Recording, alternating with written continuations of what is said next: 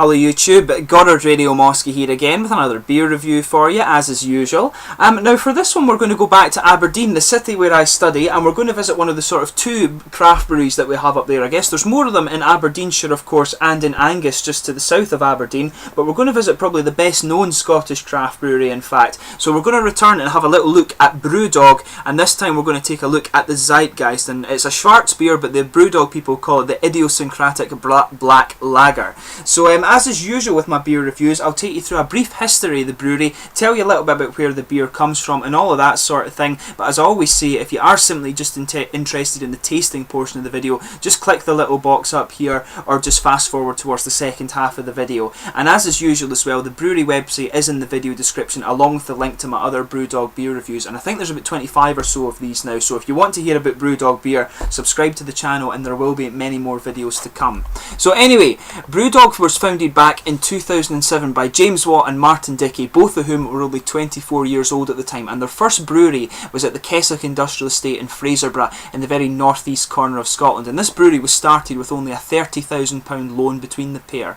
So they used to sell their beer at local markets and out the back of their beat up old van, and they got the name for the brewery from their chocolate lab. I can't remember what the lab's name is in fact, but they named the brewery Brewdog just in honour of their black chocolate lab that they have, and I believe this Labrador is actually still living. It's quite an old dog now these days, but it's still going strong. So Brewdog, as I've mentioned in many of my videos before, they produce a number of occasional brews, and this includes ales, stouts, pills, any style you can think of, you name it. Brewdog have done it at some stage in their existence, and they're pretty much an experimental craft brewery. They just produce a whole host of different types of beer. A lot of their beers are kind of limited editions, but they do have a 6 or 7 member core range that you can pick up all the time from the brewery as well. So just follow them on Facebook or on Twitter or whatever you want to do these days, and just keep an eye out for new beers coming out. There's always new beers every couple of months, so follow them on Facebook and everything, and you will get an idea of all these new beers that they're doing. But in 2008, just after the company was formed, in fact, there was a big media storm over the Tokyo beer, which is an 18% imperial stout, and many in the media actually branded the pair as irresponsible for producing such a high strength beer, if you like, in a bottle like this, because Scotland's got a bit of a kind of infamous history, if you like, with binge drinking and stuff like that, and it's probably just because the weather here is so crappy, to be honest. But the pair, James Watt and Martin Dickey, didn't care. They just kept on brewing beer, and that's the sort of company ethos. They just don't care what people say, they just want to brew good beer. But the strong brews, they've actually gone on to brew many different strong beers now, actually, in the race for the title of World's Strongest Beer. And these strong brews have included the 32% Tactical Nuclear Penguin, the 41% Sink the Bismarck, and the 55% End of History.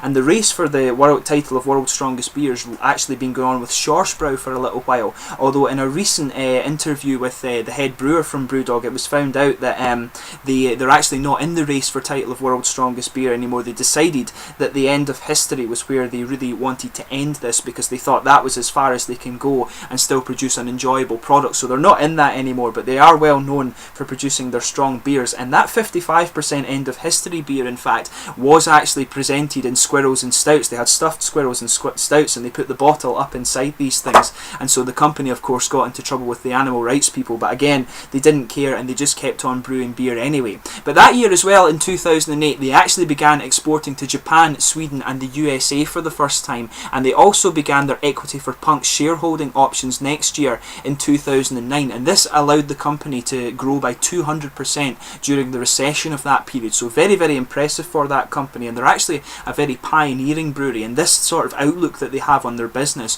really helps them grow quite strongly. But in 2010 they actually opened up their first brew pub in Aberdeen in October of that year, and this was followed by new bars in Edinburgh and Glasgow in 2011, followed by one also in Camden in London.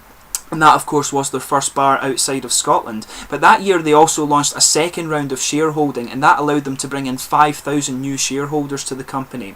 And in 2012 as well, their bar scene expanded into England, with locations opening in Nottingham, Manchester, Leeds, Newcastle, Bristol, Birmingham and Shoreditch in London. And the brewery also moved down to their new and purpose-built facility in Ellon, which is closer to the city of Aberdeen, with the Fraserburgh facility actually remaining as their beer lab for their experimental brews. And I believe for a while there they actually also brewed the really sort of high ABV stuff there as well. But to give you a bit more in a wider context of Brewdog, they're actually the largest independently owned brewery in Scotland, and they produce about 120,000 bottles of beer per month for export all across the world. You're talking all throughout Europe. I've seen these beers in Estonia, in fact, when I was there. You can get them in the Far East and Japan and things like that now, Australia, New Zealand, throughout North America, and I believe they're also exporting to Brazil and Argentina these days too. So a really sort of worldwide company, and very, very well known in craft beer circles, obviously. But to tell you about more recent events for the brewery, they're actually planning to open up some new international locations for their brew pubs, and this includes Berlin, Rome and Florence. These have all been confirmed, and they're also looking into sites in Brussels, Paris and Barcelona as well. And there's a number of new sites being looked at in the United States as well, in various different states. But very recently they've also hired Bates from South Carolina in the US to create some new dishes to serve in their brew pubs. And the brewery also launched their first bottle shop in London, which is called Brewdog, and they're apparently also planning to add one in Aberdeen at some point soon as well. And they also very recently closed their old facility in Fraserburgh as well, which they say was a very, very sad day for them, because that was where they started out, of course, and they're really looking forward to further expanding their new facility down in Ellon as well. And it's a really, really cool and modern facility. In fact, hopefully I can go and visit it sometime. But they've actually just opened up new bars in Roppongi in Japan, which I believe is one of the districts of Tokyo, and also one in Sao Paulo in Brazil as well. And they're also planning new ones in Dundee in Scotland, Cardiff in Wales and Liverpool in England as well. And there's also one that's in the works at the moment. They're actually furbishing it now in Gothenburg in Sweden. So anyway, that's your brief sort of history of the Brewdog Brewery. But let's get on to this beer itself. So as is usual, I'll just bring up the camera and let you have a little look at the bottle art on this one. It's the kind of typical Brewdog bottle art, except this guy, it's a slightly different colour scheme on this one. As you can see, it's black with the sort of blue shield on it here. The bottle cap on this one is one of the usual Brewdog ones, the blue shield. Of course, you always get you get white with a red shield and a blue shield. You get white with the blue dog and the red dog, and you also get the black one with the gold dog. I think that's all the ones you can get from Brewdog there. As you can see as well, it says on the bottle, idiosyncratic black lager. It's 4.7% ABV. And it's quite a nicely presented one. In fact, this guy doesn't actually seem to have a blurb on it. I've had a few bottles like this from Brewdog, in fact, that have been export ones that don't actually have the blurb on it. It just says here, Brewdog is about breaking rules, taking risks, upsetting trends and unsettling institutions, but first and foremost, great tasting beer made with barley, hops, yeast and water. It doesn't really, I'm a bit disappointed actually that it doesn't have the blurb on it. I maybe should have checked for that before I was doing the video, but you know, what can you do? But there's actually, just to point out with this one as well, there's been two different covers for this beer. This was one of the ones that they produced in the early days, and the original cover was actually had a purple background. It didn't have this kind of artwork with it, and it had a guy with a sort of ram's head mask on, and it was really weird. And apparently they changed it because people didn't know that it was actually a Brewdog beer. And the only thing that I could find, I actually couldn't find a hop profile for this beer either. But the only thing I could find out is that it does actually have Simcoe hop in it, or Cascade hop, sorry, because apparently this actually brings out the dark malts that they put into this beer. But I was a little bit disappointed because I couldn't find the profile to talk about that for you. But anyway, let's get this guy open and see how we get on with the tasting here. As I mentioned, it's a 4.9%. Yeah, 4.7% Schwarzbier in fact. So let's get this guy out and get on with the tasting here. As you can see, a nice smoky opening there. So let's get it out and into the glass. I'm not actually sure why I couldn't find a hop profile on this one. Even if I searched it in the Brewdog shop, in fact, I actually couldn't find any hop profile. Usually on the Brewdog shop they do have all their products listed and have them as, you know, you can have a look at what the type of beer and everything like that is, but they didn't have it for this one. So Brewdog, if you're watching, please sort that out so I can see what the Zeit Geist is actually made of. But anyway, just so as you can see, this guy's poured a really nice sort of, it's a really dark beer actually. I can't really see. If I bring the light up just a little bit and I shine it up, it has a little bit of a ruby edge to it, but it's definitely a sort of dark rosewood kind of chestnutty colour, I would say. You had about a finger of a frothy kind of tan khaki head on this guy. There's not really much in the way of carbonation going up to the top, but I think it's just because it's so dark. I can see little bits of it just coming up towards the bottom of the head there, and some of it's also sticking to the side of the glass as well. But let's give it a smell and see how we get on here. But yeah, it's actually a very kind of coffee smelling beer.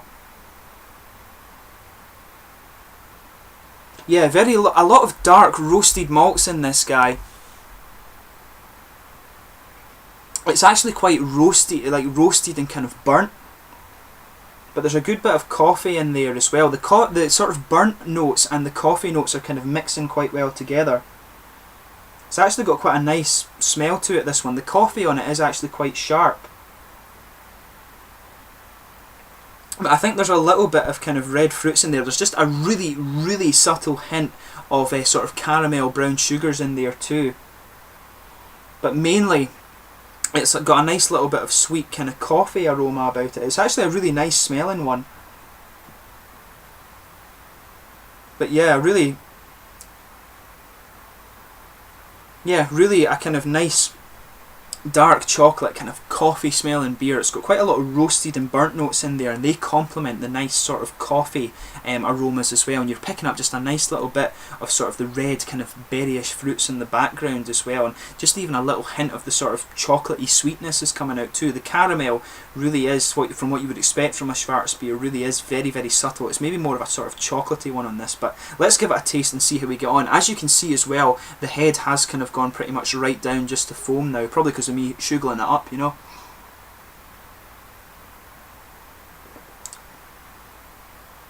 Yeah, this is actually, it actually smells as if it would be more of a coffee taste from the aroma, but it's more of a chocolatey taste. The coffee is actually quite subtle in it.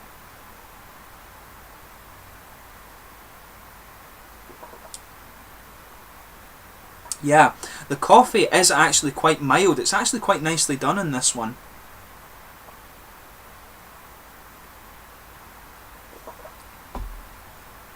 But the coffee, sort of coffee malts do have a nice little bit of kind of bready sweetness about them, in fact, and it pops out a little bit on the end.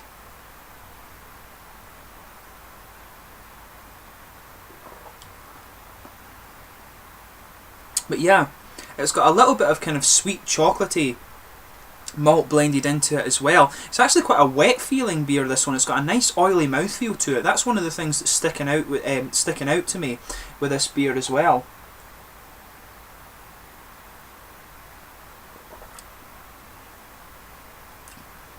But yeah, definitely I would say you're starting out with a nice little sweet taste. There's quite a lot of roasted kind of coffee malt in there, and that actually makes it a little bit dry as well. It does have a little bit of a dry mouthfeel, but it's also nice and oily as well. It's quite an unusual balance on this one, but it works really well for the beer.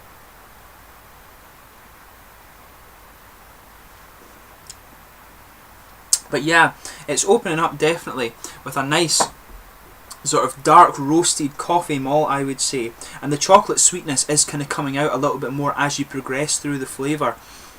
There's just a little kind of hint of caramel in there, very, very subtle though. It's mainly a sort of sweet chocolatey malt you're getting out of this guy, and there is, on the end it becomes quite, that's when you get the more sort of kind of wet and oily mouthfeel out of it, and there is just a little bit of kind of berryish fruits in there as well, red, maybe strawberry sort of thing, maybe even just a dark little bit of plum, but it's very, very nice actually.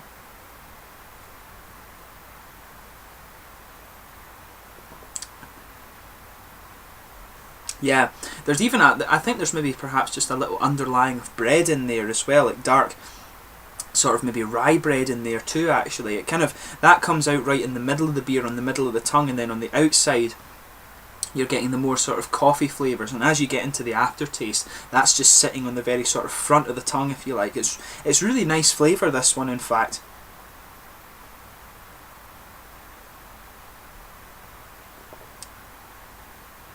But yeah, really, really nice, really, really nice blend of flavour, in fact, this one. The thing I like about this Schwarzbier is I can find many Schwarzbiers, even in my experience in Germany, they can be really overpowering with the coffee malt, in fact.